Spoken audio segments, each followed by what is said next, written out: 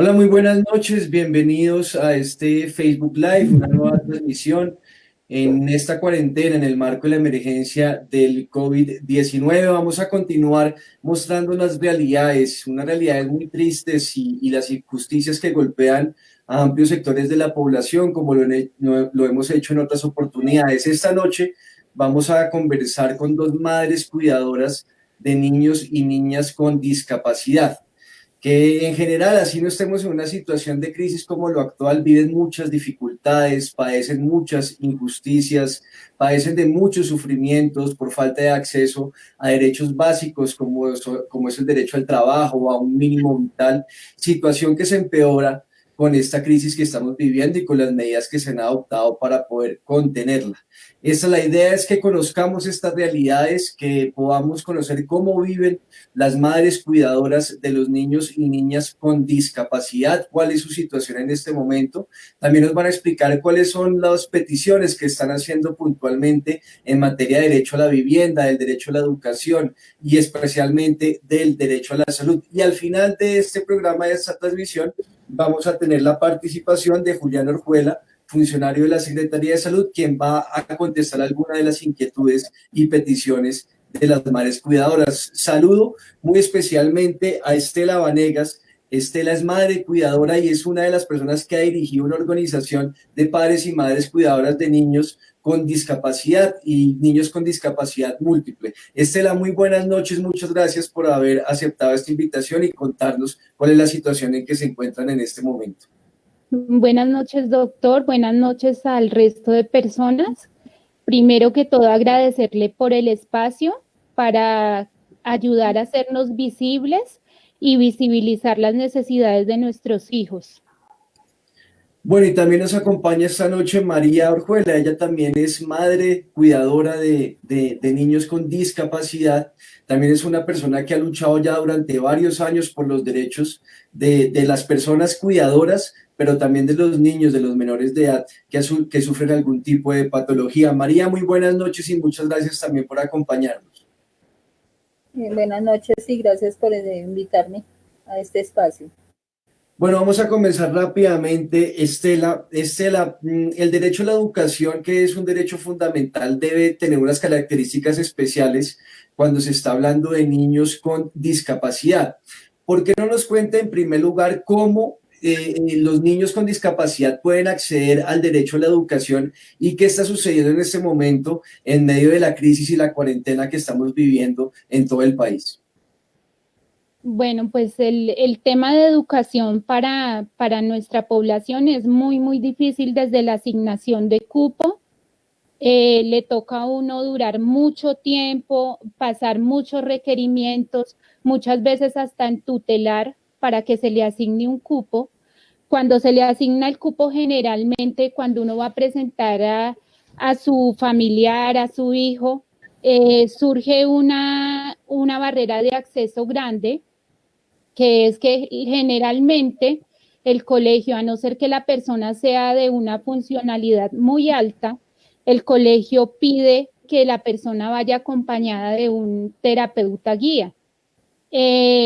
Generalmente se les asigna es un psicólogo, que es la persona que va a estar ahí pendiente de hacer las adaptaciones curriculares, porque pues nuestros hijos no aprenden de la misma forma que los otros niños.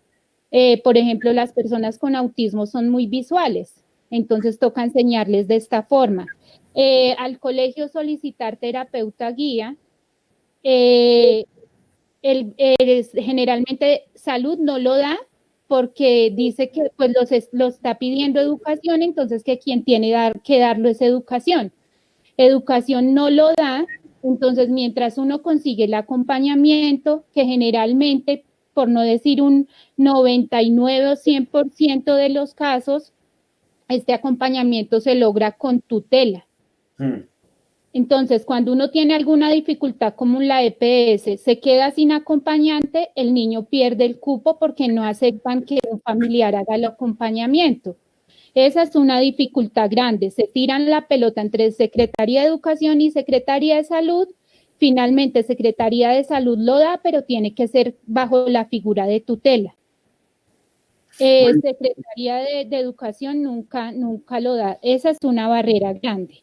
Esa es una de las peticiones que ha hecho también el magisterio, la ADE, que es la organización sindical de los maestros y de las maestras en Bogotá, han señalado que en muchas ocasiones a docentes que no están capacitados para atender adecuadamente a niños y niñas con algún tipo de discapacidad, particularmente la discapacidad cognitiva, que esos maestros y maestras las ponen a dar ese tipo de clases sin tener la capacidad y pues eso Así no es. solamente afecta a los alumnos, sino también afecta a los maestros y a las maestras, porque pues es un ejercicio profesional que requiere unos conocimientos y de unas habilidades específicas. Eso es algo que debe, digamos, tratar de resolverse en el plan de desarrollo que vamos a discutir en las próximas semanas en el Consejo de Bogotá. Sí. Y bueno, la situación antes de la crisis ya era difícil, como usted nos lo explicaba, Sí. pero ahora, cuando estamos en la cuarentena y los colegios no están funcionando, sí se les están dando instrumentos a los niños y a las niñas que alcanzan a acceder a algún cupo,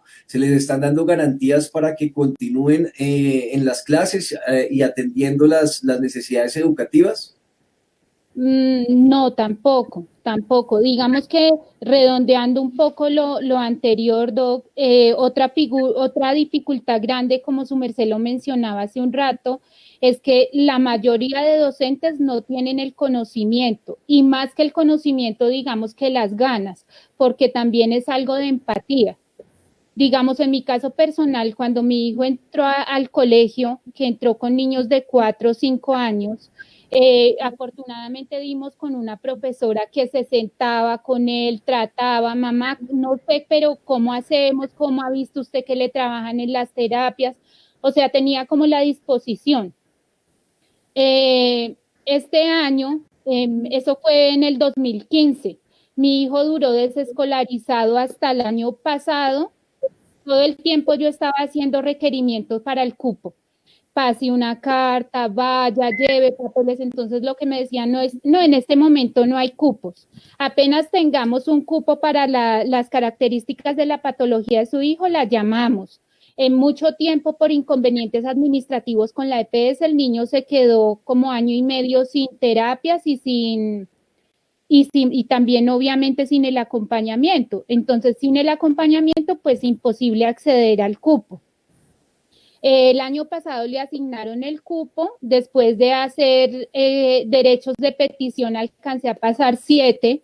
La última vez me tocó ir y plantarme allá, perdón el lenguaje tan coloquial. No se preocupe, Cel. Pero me tocó ir y plantarme en Secretaría de Salud de acá de Bosa y decirle a la señora, mire, llevo tanto tiempo, mire por favor mis papeles, o me solucionan o yo los voy a tutelar, los voy a demandar, mejor dicho, me tocó ponerme de mal genio. Yo sé que no es su culpa, pero usted puede colaborarme, mire que es un niño pequeño y puede avanzar mucho. Después de todo esto le asignaron el cupo, entraban el 20 de enero. Fui a averiguar, me mandaron a ir el 27, después de que tuvieron toda la semana de inducción los otros niños. Se supone que para socializar el caso con los niños, que lo recibieran bien, que no se asustaran. Cuando fui, me atendió coordinadora y educadora especial y me dijeron, ¿tiene acompañamiento? Y yo no, tengo esta dificultad con la EPS, en el momento no tenemos acompañamiento. Ah, bueno, vamos a citarla entonces en 20 días. En 20 días, si tiene el acompañamiento, regrese, o cuando tenga el acompañamiento, regrese. ¿Qué pasó?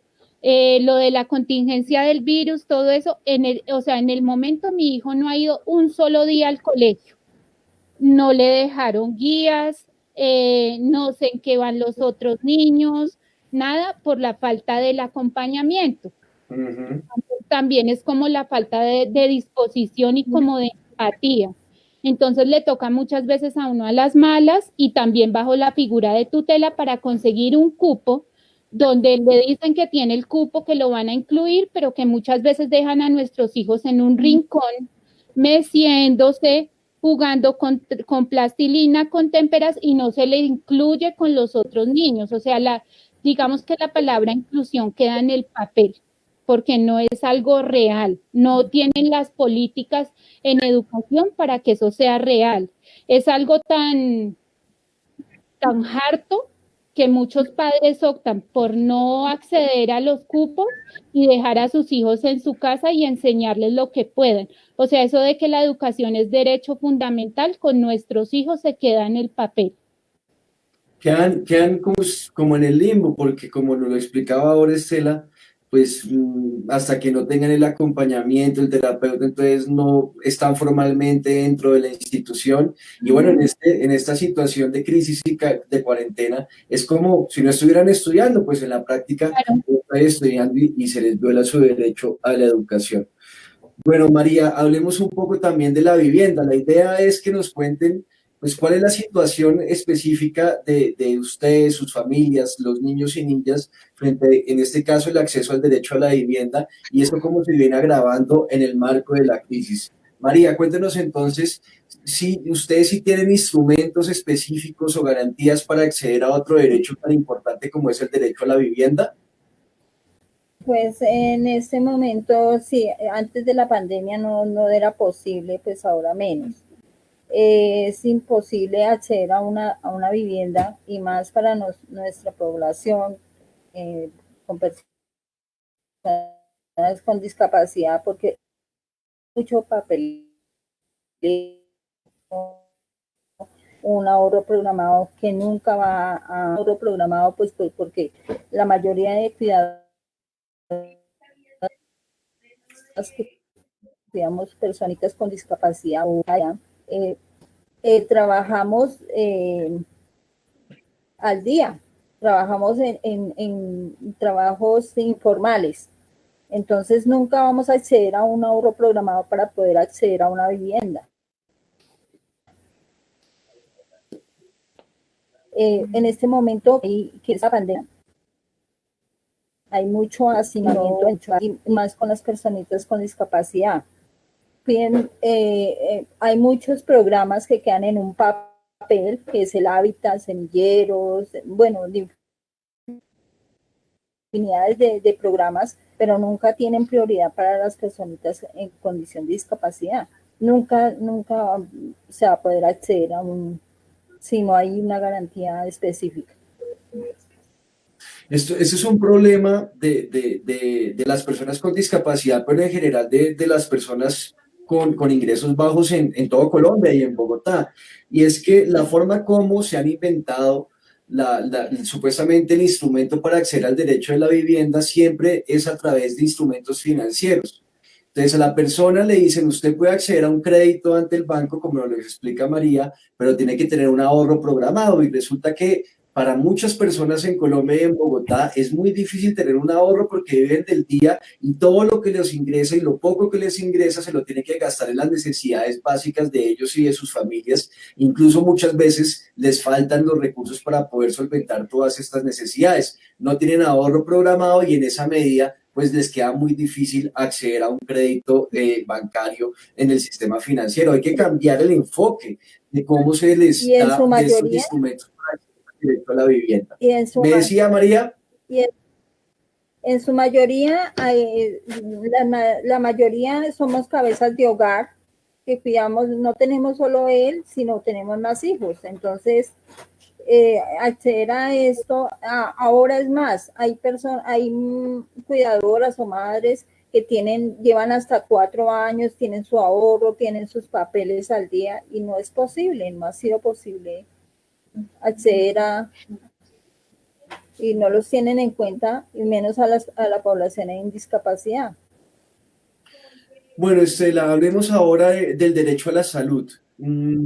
¿Cómo está la situación frente a la garantía que deben tener todas las personas y especialmente los niños y niñas con discapacidad para acceder al derecho a la salud? Y eso, ¿cómo se ha presentado, cómo ha variado esa situación en medio de la crisis que estamos afrontando en este momento?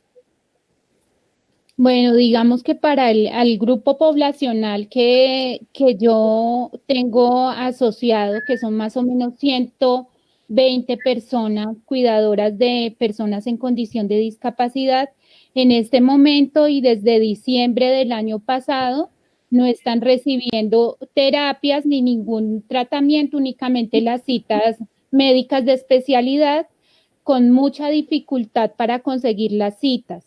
En cuanto al tratamiento terapéutico, desde diciembre no tienen porque tuvimos un inconveniente, digamos, de tipo administrativo con la EPS.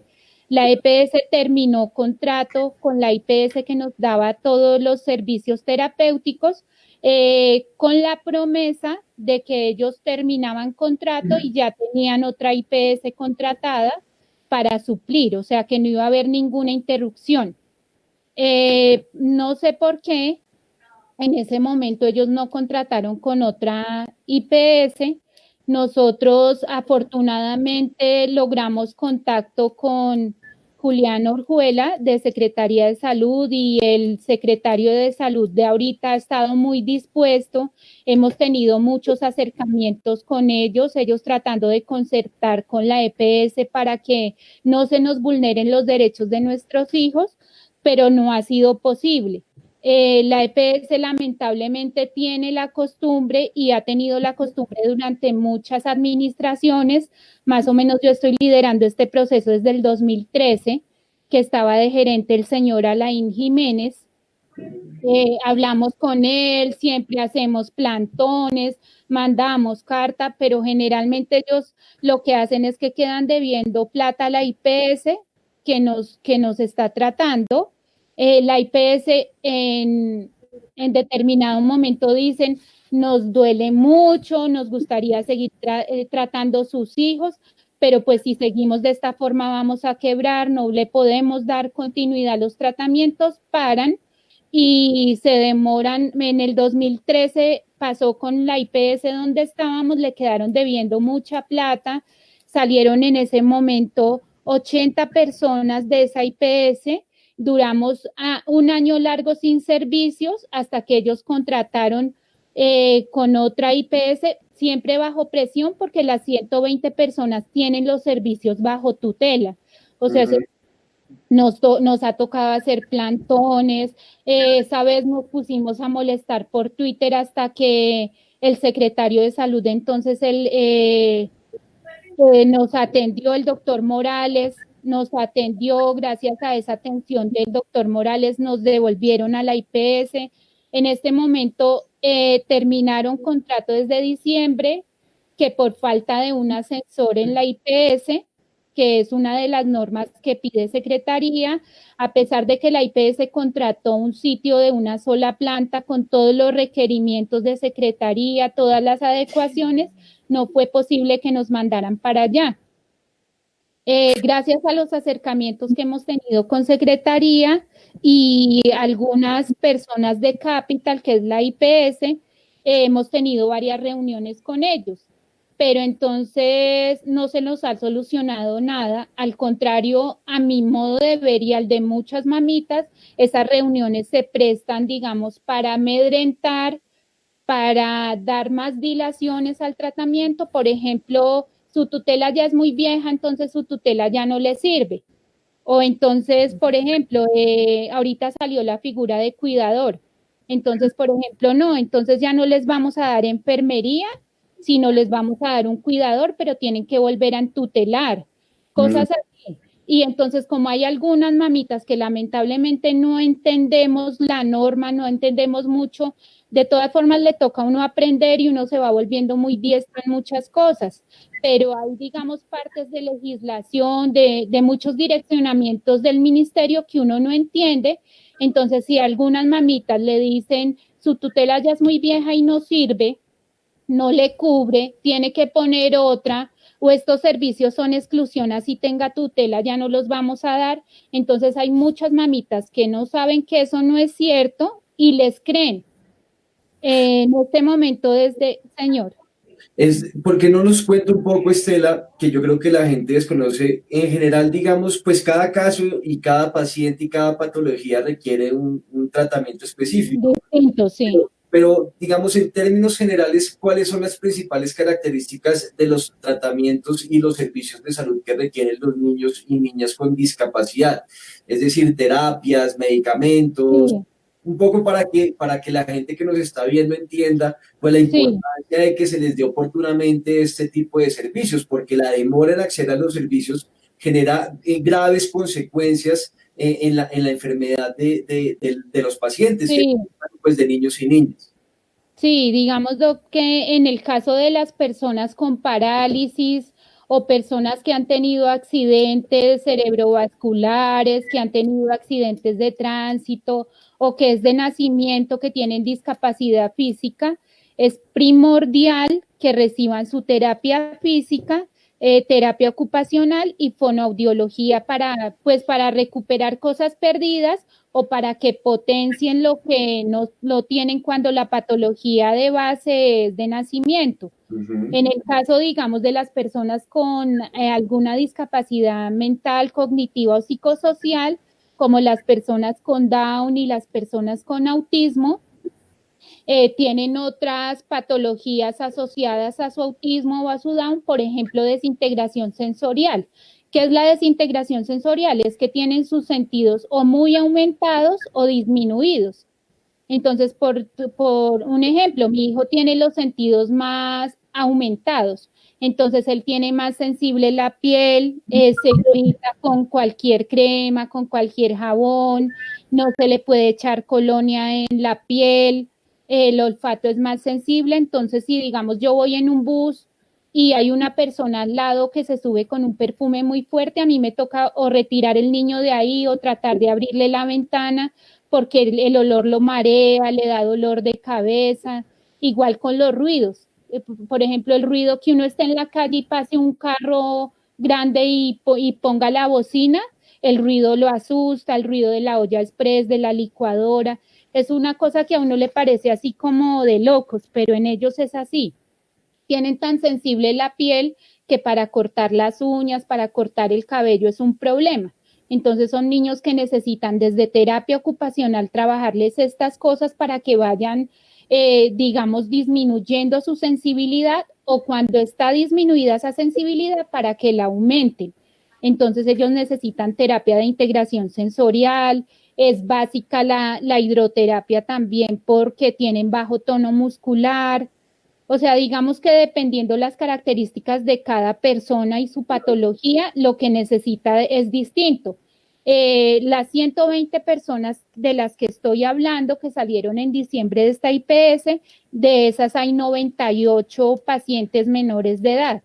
Estos tienen un paquete que es hidroterapia, quinoterapia, integración sensorial, que son exclusiones. Algunos tienen terapeuta guía, otros enfermería, y las terapias básicas que son fonoaudiología, terapia ocupacional, terapia física. Y musicoterapia.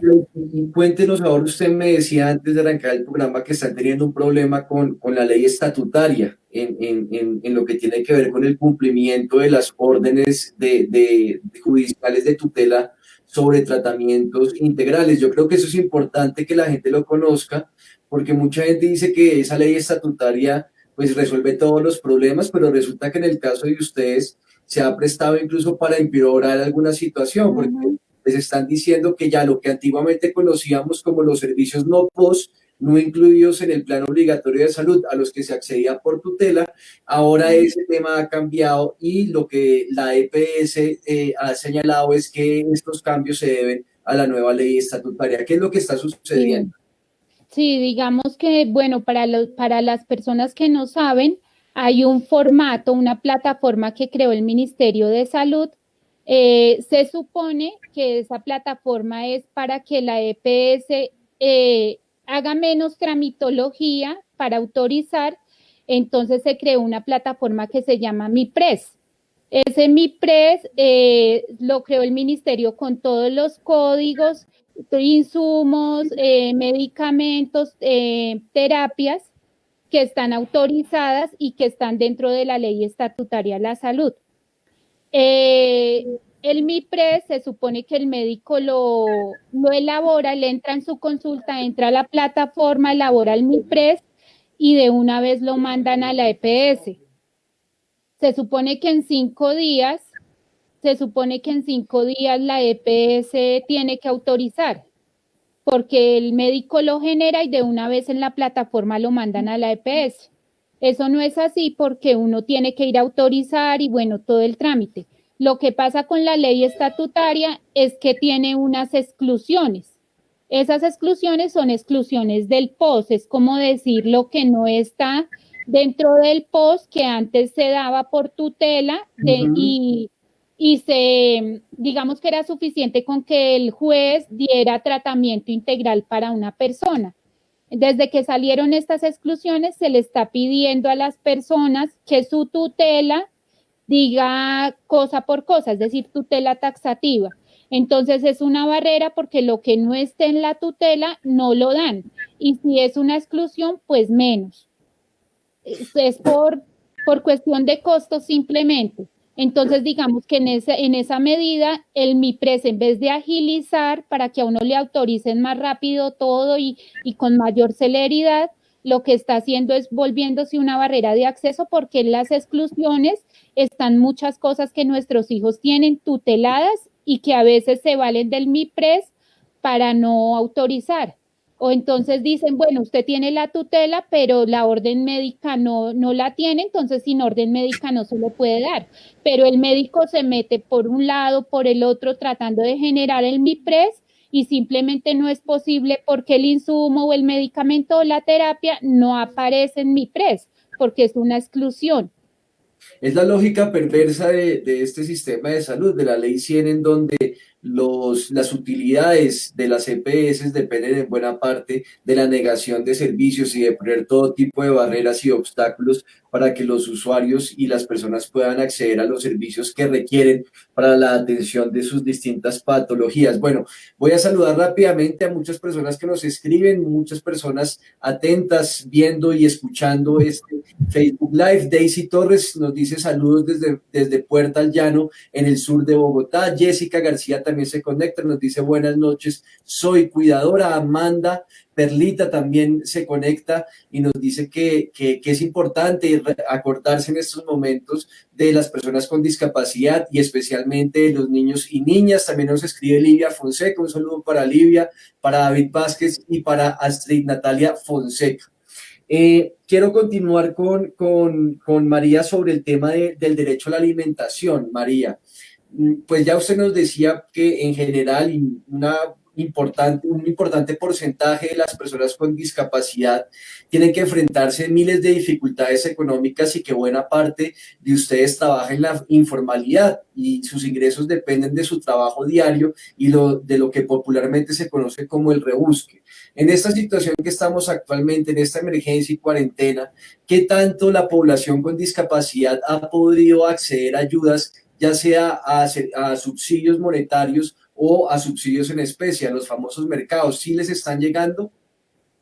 No, en esta pandemia no han tenido en cuenta las personas con discapacidad porque han salido muchos programas para muchas personas, para los abuelitos, para madres cabeza de hogar, pero no han mencionado como tal a la población en condición de discapacidad. También la IPS se demora en los alimentos, en dietas especiales para niños en condición de discapacidad.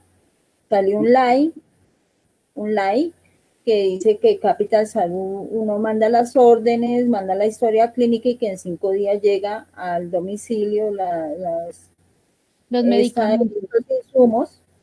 Y no es posible porque a los 5 días le dicen a uno no, venga al punto de atención y uno es exponerse uno a que se le, o sea, exponerse uno su salud y exponer la salud de las personitas con discapacidad que uno está cuidando. Eso es básico. Usted nos decía que muchas personas, y bueno, especialmente los niños y niñas con discapacidad, requieren una dieta especial. No puede ser cualquier comida, sino requieren un programa nutricional específico para la atención de sus patologías. Y eso tampoco no han podido acceder a ese tipo de nutrición específica. Específica porque pues toca ir a radicar, hacer todo el proceso, ir a reclamarlo. entonces toca salir en el día que pico y género, otro es pico y cédula, entonces no sabemos en sí cómo, o sea, toca estar preguntando, entonces toca salir muchas veces, exponerse uno a, a la pandemia, exponerse uno a muchas cosas para hacer efectivo esta necesidad.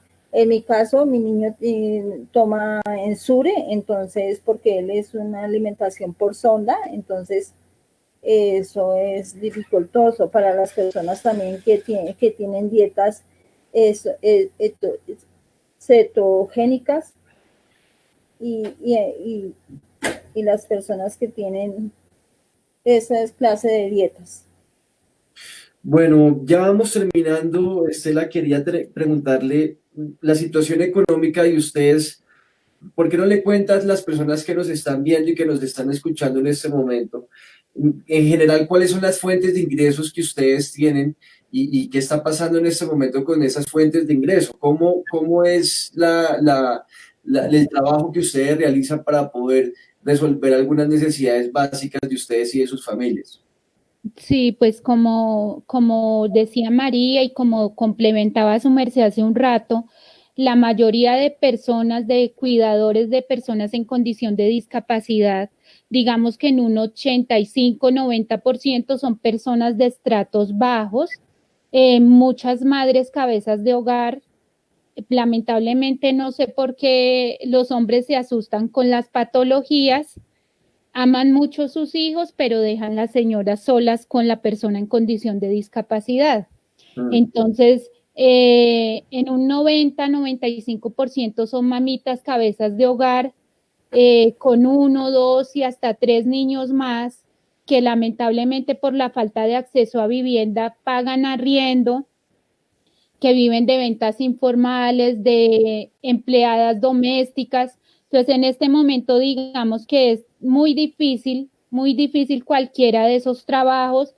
En los grupos que yo manejo hay más o menos 7, 8 personas que están saliendo con ventas ambulantes, arriesgándose a un comparendo, a la pandemia misma, al virus, arriesgándose la persona y a su familia porque definitivamente no tienen otra fuente para solventar su alimentación. Esa es una dificultad muy grande.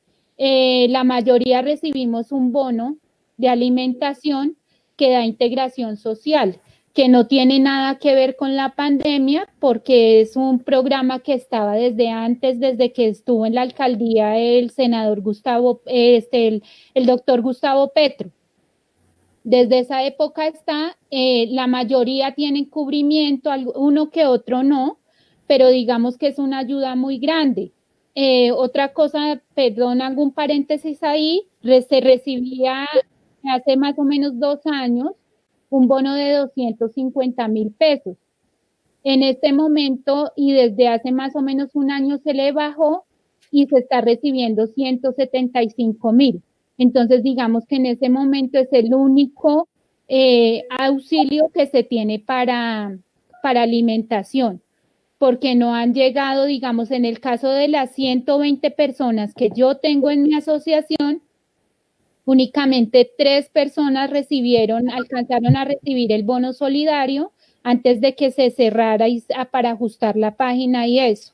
El resto de personas, pues, no hacen parte de Familias en Acción porque un requisito es que la persona esté escolarizada. La mayoría de personas... Señor. Y como no hay cupos, entonces no pueden certificar ese requisito. Claro, y también porque a veces el nivel cognitivo de la persona no da, o porque digamos la mamita si no tiene el acompañamiento no puede irse al colegio a hacer acompañamiento a su hijo. Así los otros requisitos de Familias en Acción existan, que es el CISBEN bajo. Hay personas que tienen CISBEN menor de 20 puntos, tenemos CISBEN de menos de 20 puntos, pero digamos que el requisito de la escolaridad no se cumple. Entonces, por 1 o 2 ítems, no están en ese programa, entonces no son beneficiarios. De la alcaldía se dijo que se iba a dar un auxilio para Sisbén, que en este momento pues no tenemos conocimiento, solo sé que esas poquitas personas recibieron la ayuda de bono solidario que se les puso a través de DaviPlata, pero no más. Entonces, en este momento el único sustento que se tiene es lo del bono, que tampoco lo han doblado, tampoco lo han aumentado por lo de la pandemia, no le han subido ni nada, pero de todas formas yo digo que para muchas personas es una bendición tenerlo. Y ninguna otra ayuda. Otras personas, una que otra, pues que tienen familiares que les han ayudado, pero hay mucha gente que en este momento pues debe arriendos, está al día, muchos, como les decía, son vendedores ambulantes y les ha tocado salir a trabajar y mirar qué hacen. Estela, y usted me comentaba ahora también antes de iniciar el programa que las personas con discapacidad y las organizaciones que representan a las personas con discapacidad en Bogotá en este momento están lanzando una iniciativa que se llama Las Banderas Amarillas. ¿Por qué no nos cuenta en qué consiste, por favor? Sí, señor, pues yo creo que todos han visto que se le ha hecho mucho énfasis a la bandera roja que han puesto en muchos sitios, en Soacha, en muchos barrios vulnerables. Las personas cuando necesitan ayuda alimentaria están poniendo una banderita roja. Para las personas con discapacidad se está buscando socializar una banderita, un trapito, una bufanda, bueno, cualquier cosa de color amarillo. Entonces, cuando ustedes vean en alguna casa una banderita de color amarillo, entonces significa que ahí vive una persona o varias personas en condición de discapacidad y que necesitan ayuda porque en el momento no tienen medicamentos o no tienen sobre todo la alimentación. Bueno, le solicito a Estela y a María que no se vayan a desconectar. O le voy a dar la palabra a Julián Orjuela. Él es funcionario de la Secretaría de Salud y él nos quiere dar una respuesta especialmente en lo que tiene que ver con la atención de las personas con discapacidad que en este momento no están siendo atendidas porque en diciembre se terminó un contrato que tenía Capital Salud con la IPS que las estaba atendiendo y no se ha podido contratar con una nueva IPS. Julián, muy buenas noches y muchas gracias por acompañarnos. ¿Qué respuesta le podemos dar a las madres cuidadoras que están enfrentando este problema? Buenas noches, concejal Manuel Sarmiento. Buenas noches, señora Estela, señora Dora, que hemos visto ya varias veces. ¿Cómo está, doctor? Creo que ha sido un compromiso por parte de la administración estar atentos y yo quisiera arrancar por agradecerles este espacio.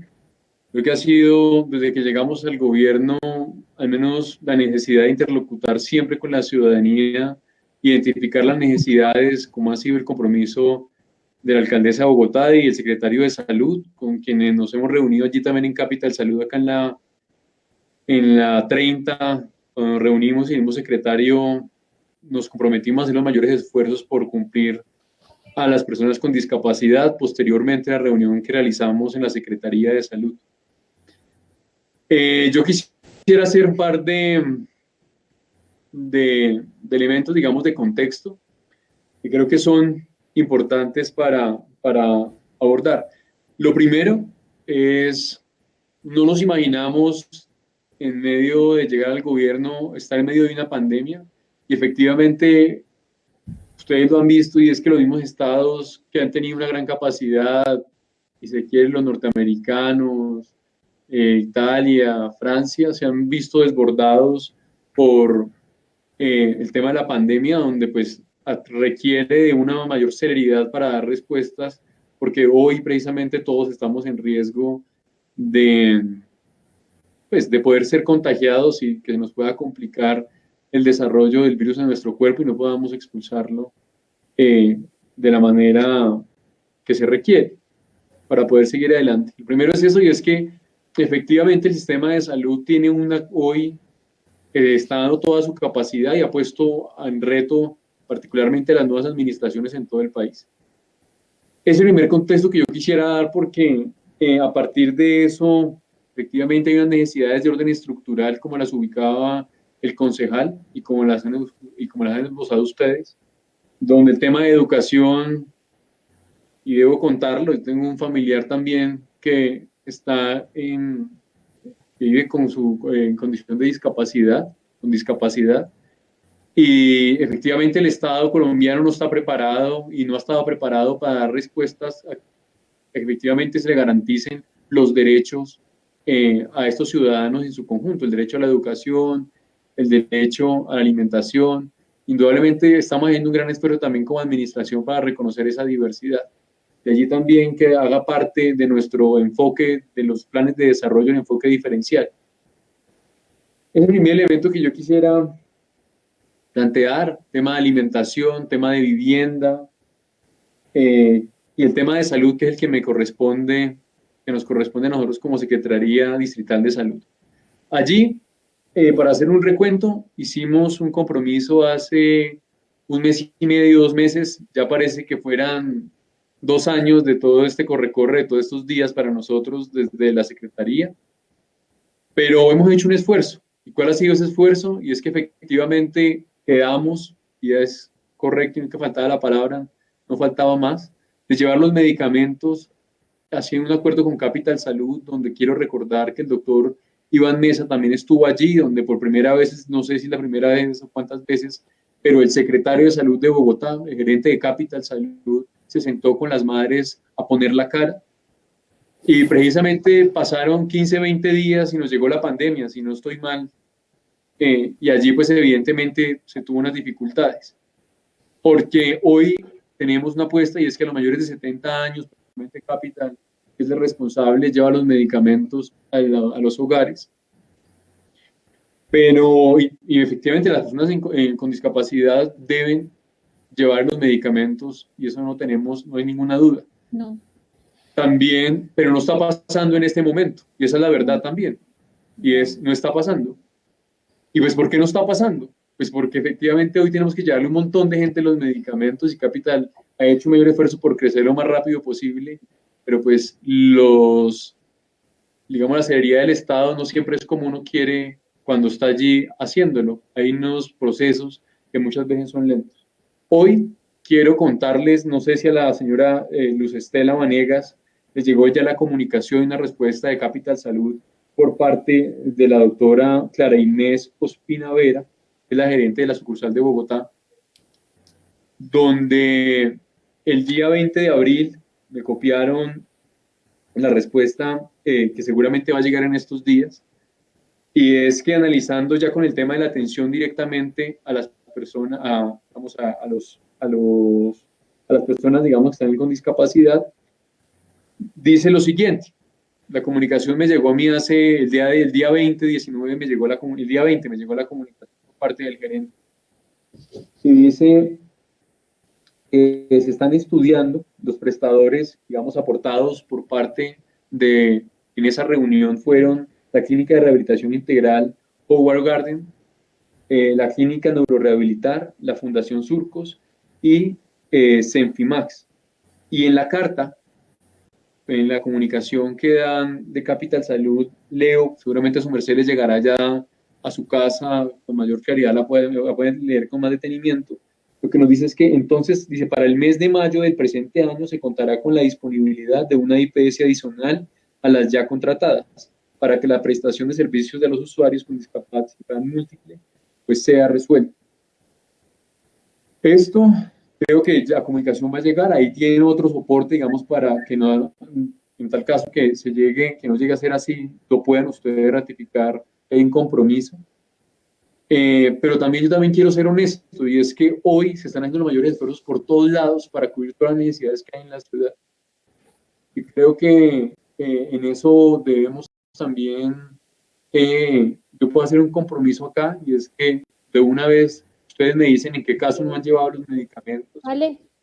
Y apenas cortemos la comunicación, yo puedo de una vez comunicarme con el gerente y enviarle pues la lista para comenzar a hacer los trámites pertinentes. Creemos y queremos en verdad facilitar la vida de las personas con discapacidad y particularmente de las cuidadoras, quienes han sido, y lo digo así abiertamente, cuidadoras, porque el 99% son mujeres las que hacen esta labor del cuidado, donde suplen la incapacidad muchas veces del Estado, y hay que decirlo con claridad.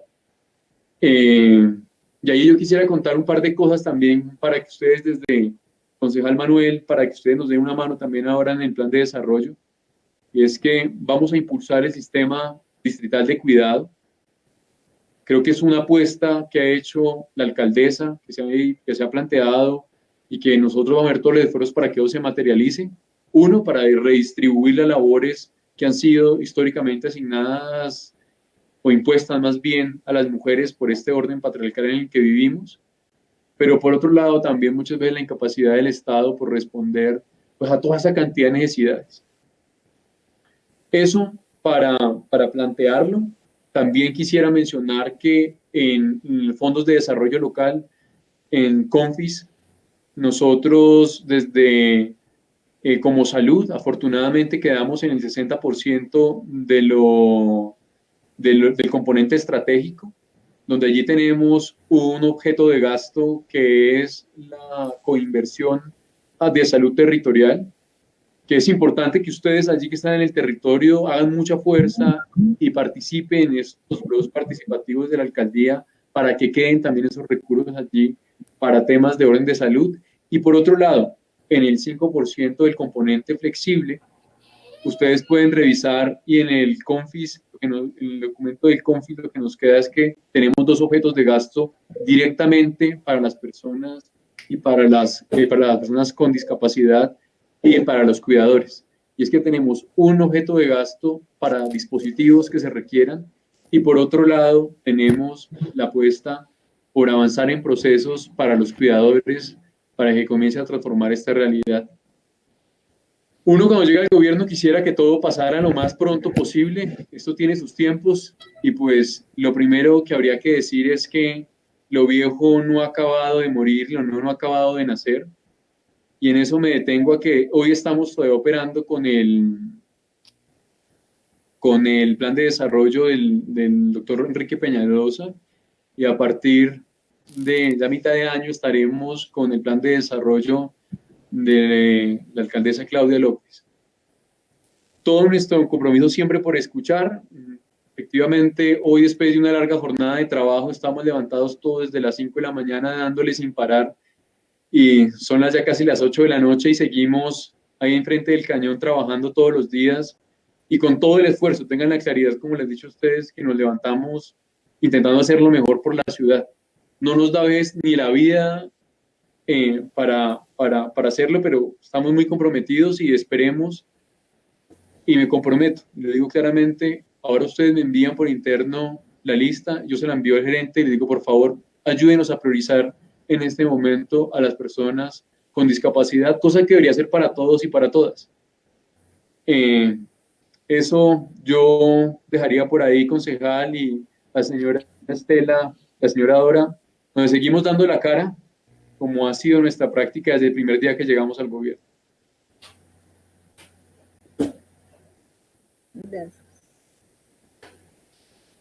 Bueno, yo quisiera hacer digamos, como un pequeño paréntesis antes de que el doctor Orjuela se retire, algo de pronto para que él me haga el favor de tomar en cuenta, y es que a las personas con discapacidad, en su mayoría, un 80% de las personas que tienen enfermería, se les ha estado retirando la enfermería a pesar de estar en la tutela y a pesar de tener órdenes médicas. Lo que se está haciendo por parte específica de Capital Salud es que se está enviando médico domiciliario. El médico domiciliario no deja órdenes, no deja historia clínica y dicen que en 4 o 5 días se le hace llegar al familiar. En algunas ocasiones el médico ha dicho que la persona necesita enfermería, pero cuando le llega la orden y la historia clínica de la IPS domiciliaria, no la dan, a pesar de tener órdenes de neurología o de fisiatría o de otra especialidad. Lo que dicen es que se las están dejando únicamente a las personas ventiladas o que tengan traqueostomía o que tengan gastrostomía, a pesar de que lo necesiten, de que esté en la tutela, se la han estado quitando. Yo en una reunión pasada preguntaba bajo qué lineamientos la estaban retirando. En ese momento me pasaron una sentencia que al revisarla, la sentencia habla de cuidador, pero no de enfermería.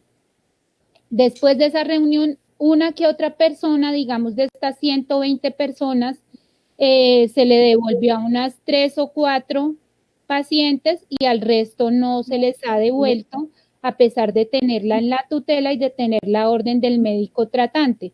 Entonces, digamos que ahí está en juego, digamos, un tema como de ética médica y se está pasando por encima de la orden del médico tratante. Entonces, me parece que es un caso puntual para revisar. Otra cosa, perdóneme, Doc, otra cosa es que me hizo llegar una mamita una carta que se manda de Capital Salud a la Subred Sur, dirigida a la persona que maneja toda la subred. Permítanme y les doy el nombre.